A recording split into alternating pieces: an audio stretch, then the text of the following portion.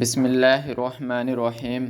محترم ناظرین، آپ نے ہمارے آقا حضرت ابراہیم علیہ السلام، حضرت یوسف علیہ السلام، حضرت نوح علیہ السلام اور حضرت صالح علیہ السلام کے قصے سن لیے، لیکن حضرت موسیٰ علیہ السلام کا قصہ آپ نے قدر تفصیل سے سنا۔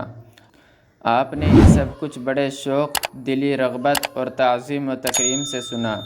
آپ کے دلوں میں ان پیارے اثر انگیز قصوں نے جگہ بنا لی، تمہارے حافظے نے انہیں یاد کر لیا، تمہاری زبانوں پر یہ قصے عام طور پر بیان ہونے لگے، لوگوں نے تمہیں دیکھا کہ تم اپنے چھوٹے بھائیوں کے سامنے انہیں بیان کرتے ہو، اور تم اپنے والدین اور بھائیوں کو یہ قصے بار بار سناتے ہو، اور تم ان کے بیان کرنے سے مزے لیتے ہو، اور ان کے بیان سے دلوں میں جوش، ولولہ اور جرأت پیدا کرتے ہو۔ محترم ناظرین، یہ کوئی تعجب یا حیرانی کی بات نہیں، بلا شبہ یہ دلچسپ اور اثر انگیز کہانیاں ہیں۔ بلا شبہ یہ حق اور باطل، علم اور جہالت، روشنی اور تاریکی، انسانیت اور حیوانیت، جزم و یقین اور ظن و تخمین کے درمیان معرکہ آرائی کی دل پذیر داستانیں ہیں۔ پھر یہ حق کے باطل پر، علم کے جہالت پر، کمزور کے طاقتور پر، تھوڑے کے زیادہ پر غالب آ جانے کی روداد کے قصے ہیں۔ پھر ان دل نشین کہانیوں میں علم و حکمت اور نصیحت و یاد دہانی کا دلکش انداز اپنایا گیا ہے۔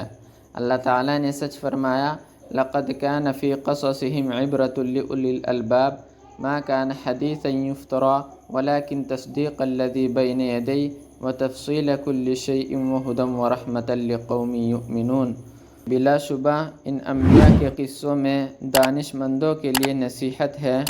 یہ کوئی ایسی بات نہیں جسے جھوٹ موٹ بنا لیا گیا ہو، لیکن یہ تصدیق ہے جو اس کے سامنے ہے، اور ہر چیز کی تفصیل ہے، اور یہ سراپا ہدایت اور رحمت ہے اس قوم کے لیے جو ایمان لاتی ہے۔ محترم ناظرین، انبیاء علیہم السلام کے جو قصے ہم نے تمہیں بتائے، وہ سب کے سب وہی ہے جو اللہ تعالیٰ نے ان کے قصے کہانیاں قرآن حکیم میں بیان کی ہے۔ قرآن حکیم میں ان داستانوں کے علاوہ اور بھی بہت سے قصے مذکور ہیں۔ قرآن کریم میں اللہ کے نبی حضرت شعیب علیہ السلام کا قصہ بیان کیا گیا ہے، جسے اللہ تعالیٰ نے مدین اور ایکا والوں کی طرف بھیجا۔ وہ تجارت پیشہ اور سیاح لوگ تھے۔ وہ بحر احمر کے ساحل پر